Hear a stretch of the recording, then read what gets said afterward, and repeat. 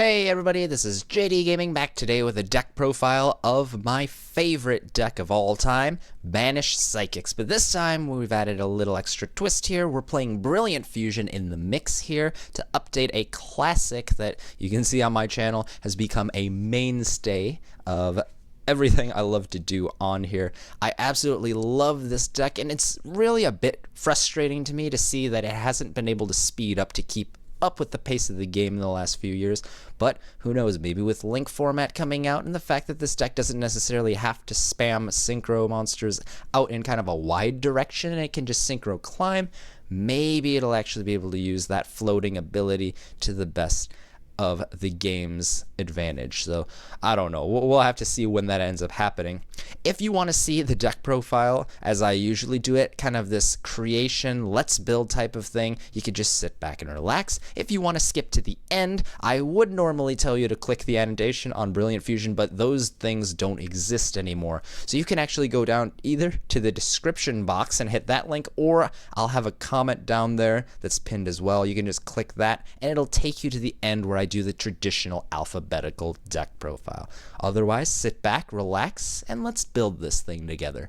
So historically, Psychics have been a pretty slow theme. If you look at its main monster, it's a recruiter called Serene Psychic Witch, and basically whenever she dies from destruction and is sent to the graveyard, you're able to special summon essentially any psychic you want from your deck in the following turn's standby phase. That lets you do a lot of really cool things because without losing your monster, you could set up cool monsters like Psychic Jumper, who could then become a tuner monster for things like Naturia Beast, or you could just use the Jumper's ability to swap over your recruiter for any one of your opponent's monsters, and then maybe synchro with their monster, and then kill your floater so that you claimed a free plus in the exchange while getting something awesome like a Naturia Beast. And all of that was really made consistent and expendable by 3 copies of Emergency Teleport. But with this powerhouse spell that kind of ironed out all the wrinkles in the strategy and sped it up a whole lot down to 1, we have to find some alternative options to make the core a lot faster.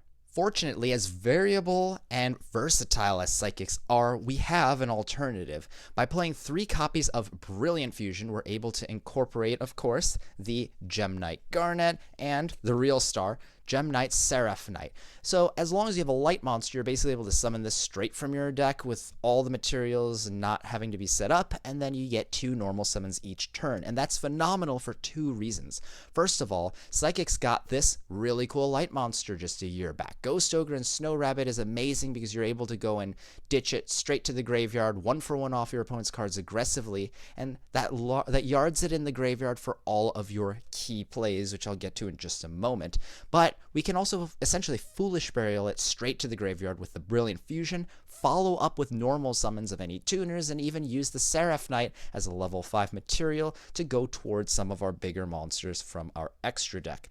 But what monsters are we exactly looking to set up with Brilliant Fusion? Well, how about Silent Psychic Wizard? This is one of the key monsters. It's a 1900 attack level 4 that says when it's normal summoned, you banish one of your psychics from your graveyard, and then when it hits the graveyard, even if you synchro with it or get it killed by some trap or battle or whatever, you get that monster to replace it. And that's really neat because now all of a sudden you have a light monster that's a psychic. You yard it immediately with Brilliant Fusion. That's a target for this card to be normal summon turn 1. And then if you use that second normal summon and follow up with a tuner monster, you can go and make a synchro summon, and then you get another free tuner that you can then use with the Seraph Knight as an example, and that helps extend your play. So Ghost Ogre has always been one of my favorite cards to play in Psychics ever since it came out last year because it just filled such a crucial role of throwing itself in the graveyard so your psychics could recur it. But now Brilliant Fusion has the ability to do that right away. We can also take advantage of the fact that Ghost Ogre is a level 3 tuner monster to play things like Crane, which will allow us to have access to cards like Brionek, Dragon of the Ice Barrier to help push through some OTKs when we might not have been able to otherwise, or we can even set up for a bigger play sequence that may let us get something like Trishula, Dragon of the Ice Barrier. The next card I want to add to our Psychic arsenal is 3 copies of Overdrive Teleporter. So if you guys have been floating around my channel recently, you guys know that I've been adding this to a lot of my Psychic decks, and I realize it's not the most consistent card in the world. Getting stopped by your opponent's Solemn Strike or any other effect negation for 2,000 life points that you paid is potentially game loss. worthy. But again, we're not playing this for YCS consistency. We're playing this for the amazing payouts and the exhilarating experience that a successful resolution of Overdrive Teleporter actually brings you. So that's why I'm justifying this. It's in here for the lulz. Essentially, you can't special summon this guy, and that's really unfortunate, but it's really balanced, because if you could use this thing every single time just off special summons, at the cost of pretty much 6,000 of your life, you would get this effect off 3 times in a turn, and your opponent would get killed essentially every single time. Especially because you can go ahead and summon any 2 level 3 psychic monsters straight from your deck, including one of your 3 Hush Psychic Cleric. Now, if you recall that wizard from that last sequence, essentially Hush Psychic Cleric does the same thing. On normal summon, it shifts to its 2100 defense points to make the most of its stats, but then you trigger the exact same ability that the Cleric had by sending a card from your hand to the graveyard. Now, let's say you Brilliant Fusioned for this entire play sequence. You got the Seraph Knight, you sent your Ghost Ogre to the graveyard, and you tributed the Seraph Knight to summon that Overdrive Teleporter. You can then pay 2,000 life points to summon out a Cleric, and then go and special summon something else like a Psychic Commander from your deck, which will serve as a nice level 3 Earth Tuner here. I can then pitch something from my hand at random, whatever I want, and then banish that Ghost Ogre from the graveyard, which tethers it, to that Hush Psychic Cleric. And then when I make a Synchro Summon and send these to the graveyard for something like Churia Barkion, let's say, I get this monster back for free. Now, the cool thing here, remember, is that if we use Seraph Knight, we get an additional normal summon. So, whereas in general, this might lead to a level 9 synchro like Vermilion Dragon Mech. See, like, this thing has to be in here because you need to be able to make a 2 material level 9. We can actually expand our play from this sequence here. Let's say we go and summon out our Crane. Well, now you can bring back another level 3 like the Hush Psychic Cleric, and now you can make these become a Trishula or overlay for, Phantom Knights of Breaksword or some other Xyz monster while you have this for protection. You can actually go ahead and use something like Silent Psychic Wizard and then synchro with that and get a Ghost Ogre back for free on top of that. So, there are a lot of different things you can do, all from the same starting sequence. The Brilliant Fusion is great because it lets you set up tribute fodder in the form of Gem Knight, Seraph Knight, as well as loading your graveyard for the Ghost Ogre and Snow Rabbit, and even giving you a bonus normal summon for Seraph Knight's effect to then take this however you would like. Obviously, if we had things like Emergency Teleport, this could expand even further, but possibilities are literally endless, and it depends entirely on what you draw in this deck. But I think this is a pretty nice core to start off with, especially on the standard of Psychics. So now that we have a core in place, it's time to add some of our tried and true Psychic All-Stars to make this a more well-rounded strategy. So first off, we are going to start off with the 30 copies of Serene Psychic Witch, which again is our floater that lets us do all these awesome things. With a double normal summon, it's not that impossible to get things into play, and honestly, even that just draw witch set play can be accomplished if we have some way of protecting ourselves, which we'll get to in just a bit. But the main reason we want to play this for 2 things. First, it floats into anything we want in our deck, which makes it the ultimate toolbox monster. But secondly, the interactions that it has with the cards is designed to actually trigger their effects. Things like Esper Girl, for example. If we look at Esper Girl, she says, level 2 tuner monster, when she's special summoned from the Banish, you get to go and take the top card of your deck, banish it face down, which of course with Desire's ruling lets us actually look at the card and know what's coming up. Then, when she hits the graveyard, which is very easy to do because you can tribute her, kill her in battle, tune with or synchro with her because she's a tuner monster, you get that card to your hand for free. So it's essentially like you're drawing a card just for making a synchro summon. Hyper Librarian in a nutshell. So why is this card so good? Essentially, if we set Witch, get it killed, we can banish Esper Girl straight from our deck. During our standby phase, we get the Esper Girl, which banishes a card from the top of our deck. And let's say I tribute this card to then summon my Overdrive Teleporter. I can pay, well, actually I'll get this card for free first for Esper Girl, then pay 2,000 life points to bring out Hush Psychic Cleric and Psychic Commander. And then by pitching the card I got for free, or any other card, I can get Esper Girl banished again, tune the two of these for an Etruria Barkion. And then Esper Girl comes back and banishes yet another card from the deck face down. And then we can go ahead and synchro, let's say, these two into a Crystal Wing Synchro Dragon. Or if you're not feeling greedy and you kind of want to, build some other level 8, you could actually go for something like a Stardust Dragon to protect your board, or a Psyframe Lord Omega to go and, make a wider play. Let's just pull out the Psyframe Lord Omega because it's a psychic monster. So you get this free card here as well. So essentially, you drew a card while making 2 Synchro Monsters, all because Overdrive Teleporter gets you a plus, Esper Girl gets you a plus, and in the entire sequence, you're discarding the card you got for free. So you're not losing this opportunity just because you're low on cards. If you are able to perform that Tribute Summon and have an Esper Girl loaded in your grave, you're good to go with this combo. And while Esper Girl is really cool because she gives us a lot of free cards and enables us to expand our synchro plays, I really do want to make sure that we have some other neat tricks in our toolbox. First, don't forget that you can go backwards to the beginning of the video here and you can actually fetch the Ghost Ogre, set that on the field, and Ghost Ogre isn't just a hand trap, it works from the board. So if you bring her out with Witch or Hush Psychic Cleric, Silent Psychic Wizard, heck, you could Soul Charge her or whatever you want, get her on the board. You can use that effect once per turn, which is quite nice because, Ghost Ogre is amazing no matter how you use it. But in this deck, if you use her aggressively or pluck her right from the deck with Witch, you're still able to use her, even on the field, and potentially repeatedly. Another cool card that we can pluck from the deck is Psychic Jumper. So this card I alluded to earlier basically lets you creature swap off your opponent's card, and if you use something like a Hush Psychic Cleric that you loaded up, has 0 attack, run it over, do a ton of damage, bring out your monster, synchro, or just synchro off your opponent's card, you can ruin your opponent's day because now all of a sudden they have to fight against their best cards because of your 100 attack Psychic Jumper. And then on top of that, to round out the Psychics, I'm playing 2 copies of Psychic Blocker, or Psy Blocker here. Essentially, if you've never seen this card, it's like Prohibition. You call a card, and then your opponent can't play, or neither player rather, can use those cards with that name. So what's that mean? Well, if your opponent has Solemn Strike face down and doesn't negate your Psy Blocker's effect, no Solemn Strike for the rest of the turn. Or format ago, what I would always do is summon this, call Vanity's Emptiness, even if it's already on the board. Now I can follow up with a level 3 tuner thanks to like Teleport, or maybe I brought one off of Witch, whatever the case. Synchro for Black Rose Dragon, my opponent's field's entirely gone because their Floodgate no longer works on me because I'm able to just cancel it out with Psy Blocker. Cool thing with Psy Blocker is, although each Psy Blocker can only use its effect once per turn, if you double summon these off of the Seraph Knight, or revive them, or special summon into them, if you accumulate multiples, you can actually control the game even harder by calling multiple cards each turn. And that's really good offensively, as I mentioned, with the Black Rose play.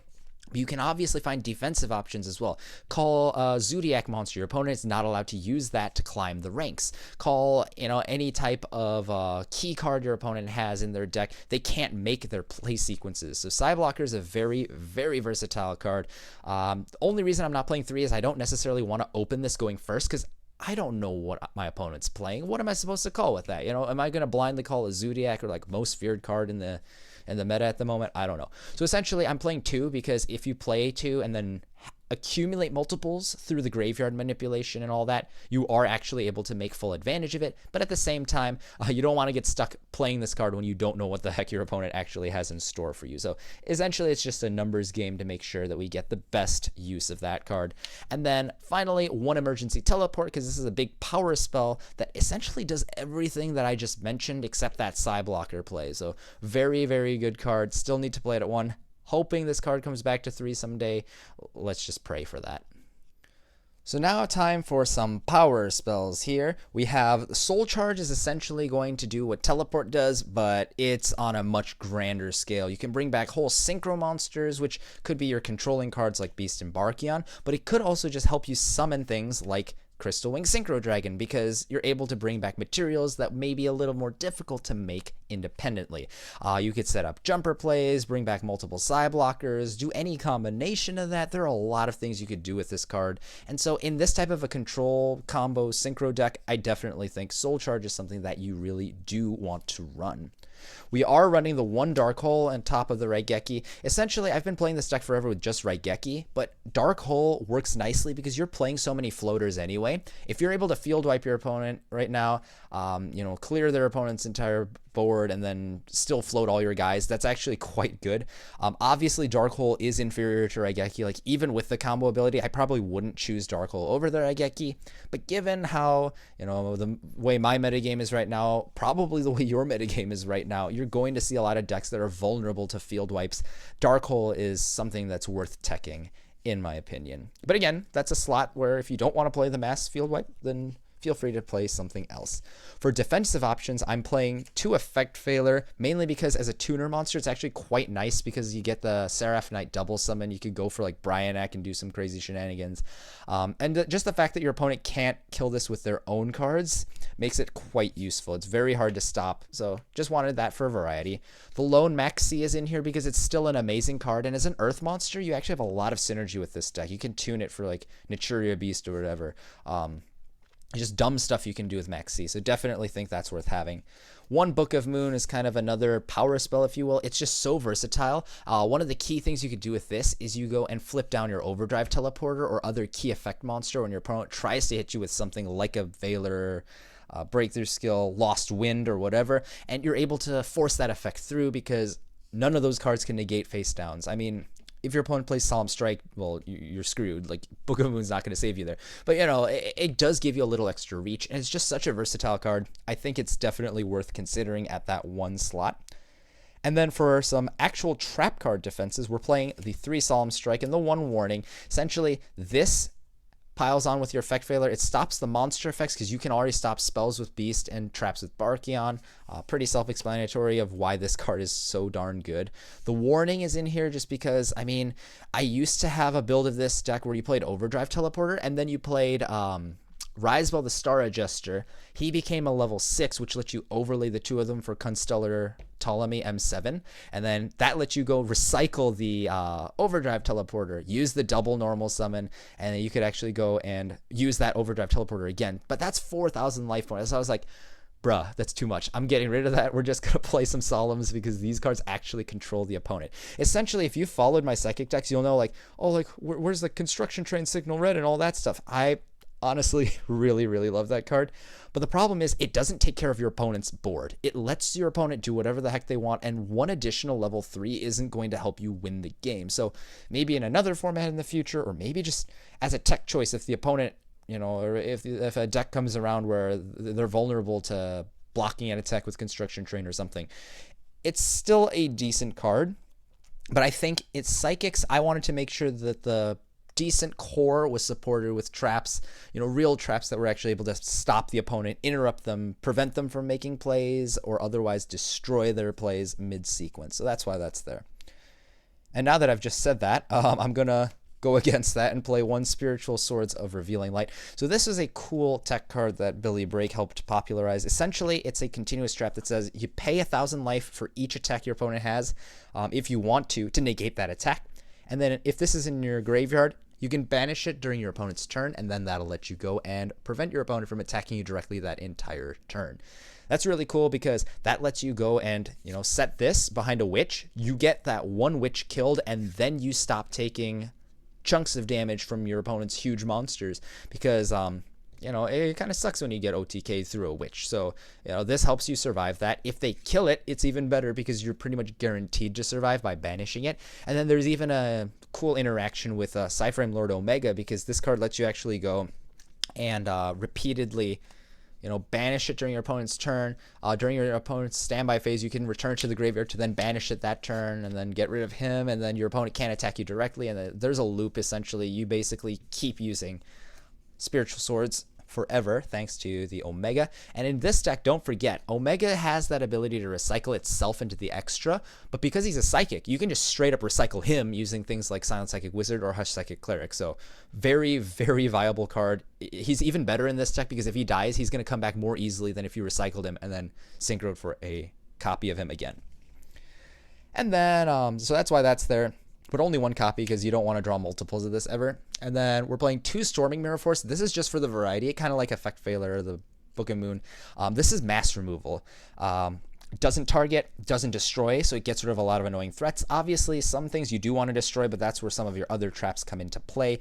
I just wanted some way to not die when my opponent just, spams the board. If you summon or set Witch and then set this, as long as they don't destroy this, you're going to be fine. But again, that's why we play a variety of trap cards and some non-trap cards so that we don't die all the time to your opponent's cards. But Stormy Mirror Force is great for clearing your opponent's board after the fact, and then Torrential Tribute is kind of like a mix between these. You can actually interrupt your opponent's plays, kind of like the Solemns or the Failer, but then you do get that field clearing effect as well. It's essentially, I threw the Torrential in after the Raigeki, but before the Dark Hole, because I feel proactive removal for one side no cost is amazing. Then interrupting your opponent is really key, and then still having another field wipe is quite good as well. So you can see the deck has become quite different with 5 copies of mass removal here, 2 of which don't even target or destroy. But again, Torrential is nice because even though it does kill your monsters, they all float just like with Raigeki, with Dark Hole. So not as much of a loss for you there. And now to finish up the extra deck. So we started off with Naturia Beast. I'll just put the extra deck back together so you can kind of see it. So we started off with Naturia Beast at 5. On top of that, I want to run a Hyper Librarian, mainly because I wanted a generic 5. Honestly, this deck doesn't go and spam Synchro quite as much as Teletune Synchro because you don't get multiple tuners out all at the same time. More often than not, if you go for a generic Synchro like Librarian, you'll end up using him as material, but there are some weird times you'll have like a teleport for a free monster, or you'll have like a soul charge to bring out multiple cards, so still a useful card. I tested Magical Android as a level 5 Psychic that you could actually, bring back as a whole Psychic monster. It just didn't come up as often as I thought it would, and that's why I decided, let's go with the Librarian. If nothing else, it's just a 2400 beat stick, and it's a pretty cool looking piece of cardboard. So that's why we're playing that. I already talked about Naturia Barkion at level 6, and that's really good now with like the Paleozoic matchup. I've been waiting forever for this card to be relevant, at least somewhat again, and finally, he's back. Awesome. But on top of that, we're running the 1 Psychic Nightmare. This is a Psychic exclusive synchro that says you need any tuner plus Psychic non-tuners.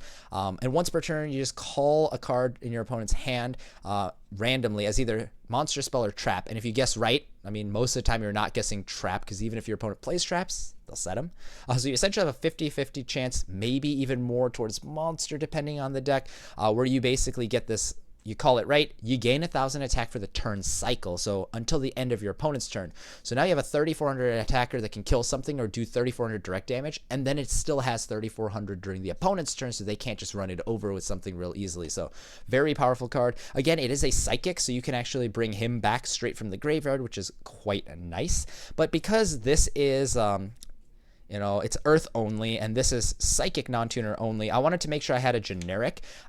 There were a lot of candidates I considered, but Brionac ended up winning because it just lets you force out these dumb win scenarios when you couldn't otherwise. So very classic card. You could bring it right off of like Crane, which you could also do with Barkion if you happen to have the Psychic Commander, but Brionac's quite the stellar level 6 synchro in this deck. Feel free to modify that slot as you see fit, but you guys could see here, if you see this or like my first mat ever, I love Brio. At 7, we're playing Black Rose Dragon and Clearwing Synchro Dragon. So the main reason we're playing both of these is Black Rose. It's essentially like you're playing Dark Hole and Torrential Tribute. You can kill your own guys and they float. So very nice to have access to a way of just capitalizing on an opponent's vulnerable board. And then Clearwing Synchro Dragon has a lot of coverage against targeting Xyz monsters, high-level monsters. Like, you could kill artifacts if you get this out before your opponent is able to like start getting their sights going. So very powerful card overall, lots of uses. And essentially, you don't always want to go for the Black Rose, but you do have level 4s in things like Psyblocker, the Silent Psychic Wizard. So Clearwing does come up once in a while. If you consider the fact that Gem Knight Seraph Knight's also a 5, and you can pair it with a 2 to make this, you're not going to want to go Black Rose turn 1. Crystal Wing's actually a somewhat decent card for that. So that's why we've chosen these nice dragons here.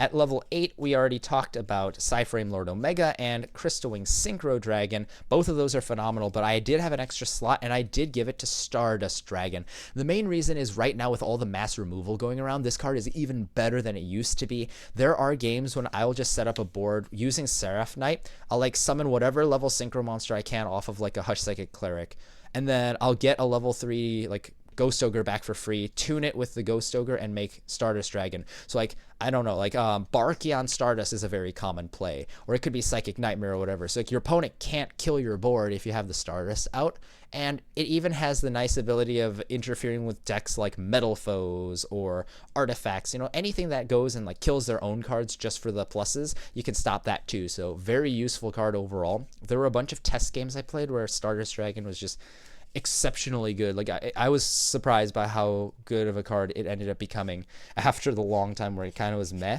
So very glad to see that old friend back. At level 9, we're playing Trishula because, as I said, you float level 3s for free, you crane level 3s for free, you double summon normal or level 3s. Like, you're going to get 3 level 3s pretty much at any point in the game as long as you're not completely out of cards. So Trishula is definitely a must run in here. And then I already talked about how Vermilion Dragon Mech has to be in here because you're playing the level 6. He brings out 3 tuners. This is the only guy you can go for just 2 that's actually worth playing. Like, Gigantic Castle, like, get out of here. No, you never play that card. And finally, for Synchros, we're playing the one Leo. This is mainly in here because if you go and play Psychic Jumper and steal your opponent's monster, a lot of times it'll be a high-level guy like a level 7 or a level 8, and you can pair a level 3 or 2 tuner with that to bring this guy out. The fact that he can't be targeted is still really good. Unfortunately, he's actually becoming weaker because Kaijus are a thing, of course, and mass removal is really popular in the main. But, you know, he's still a very popular, very powerful card. If you can bring this guy out with your opponent's cards, they're going to be pretty mad. So that's why we play Leo. And then we are playing, of course, the Gem Knight, Seraph Knight, and then for Xyz, just one Phantom Knights of Breaksword. Essentially, this thing is in here because you can kill your Brilliant Fusion, or you can kill your floaters for free, get a 2000 attack in. Very powerful card. Doesn't come up as much as I would have expected, but there are definitely games in here. Like, every time I take him out, I'm like, wait, I need Breaksword. So, like, he should be in here. I think it's worth the 1 slot just for the overall consistency. You have level 3s. Main reason I'm not playing more Xyz is essentially none of your level 3s claim their effects if they are sent to the graveyard after being Xyz material. So you really want to make sure that you're using the Synchro mechanic, or again, as I mentioned, the Link mechanic once that comes out. But for now, just the 1 Breaksword, it basically gets you out of a bad situation when you have like Crane. You can go and pop something for free, or you can just claim your effects and kind of plus off of that. It's essentially the way I used to use Scrap Dragon, but much more accessible, if that makes sense. If you watched the video in its entirety, thanks. Hopefully you guys enjoyed seeing the thought process behind the deck and what ultimately led to its creation. Without further ado, let's get started with the main deck here. So we have double Crane, double Effect Veiler, 1 Esper Girl, double Ghost Ogre and Snow Rabbit, triple Hush Psychic Cleric, the Lone Max C, triple Overdrive Teleporter, double Psyblocker, 1 Psychic Commander, double Psychic Jumper, triple Serene Psychic Witch, 1 Silent Psychic Wizard, and then the lone Gem Knight Garnet. For spells, we have Book of Moon, triple Brilliant Fusion, Dark Hole, E-Telly, Raigeki, and Soul Charge. And then for our traps, we have the full Solemn Brigade here with 3 Strike and 1 Warning, the Spiritual Swords of Revealing Light, double Storming Mirror Force, and 1 Torrential Tribute for a 40-card main deck. Then for the extra, we have Naturia Beast and Hyper Librarian at level 5, Brionek, Naturia Barkion, and Psychic Nightmare make up the level 6s. We have Black Rose Dragon and Clearwing Synchro Dragon at level 7. 8, we have Crystal Wing Synchro Dragon, Psyframe Lord Omega, and Stardust Dragon. At 9, we have Trishula and Vermilion Dragon Mech. And at 10, we have Leo, the Keeper of the Sacred Tree. And then our lone rank 3 is the Phantom Knights of Breaksword. And of course, our Gem Knight Seraph Knight is our fusion monster for that brilliant fusion engine. That's the end of the video. If you enjoyed, please like it so we can share it with as many other people who may enjoy it as well. If you want to see more of this series, you can click the annotation you see on the right, or if you just want to see the last video I did, click the annotation on the left. And if you really liked what you saw today, then I invite you to check out the channel icon in the middle to subscribe to JD Gaming for more weekly videos. Thanks guys, this is JD Gaming, hope you guys enjoyed, and I'll see you guys next time.